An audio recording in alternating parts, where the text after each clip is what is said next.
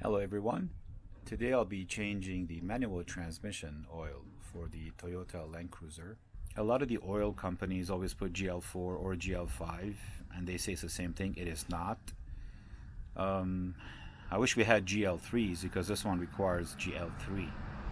I prefer GL-4.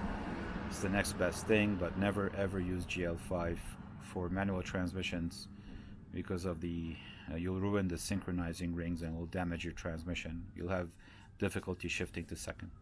For the gaskets, we have part number 90430180008. This is for the filler and the drain.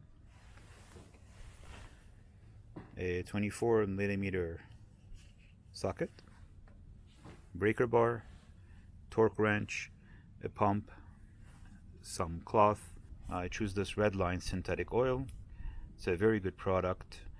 It is a bit pricey, but it's worth the price. And always remember GL-4 for the manual transmission. This is the manual transmission.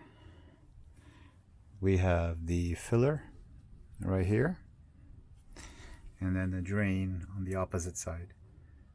Always start with the filler first in case the drain doesn't open and then you have a mess. Unscrew the filler first and then move on to the drain.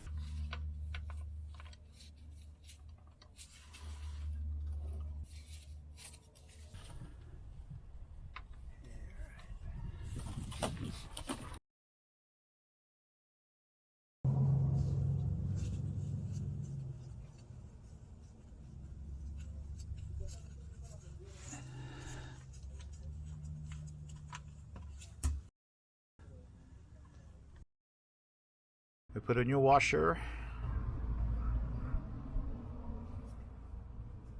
and we close that.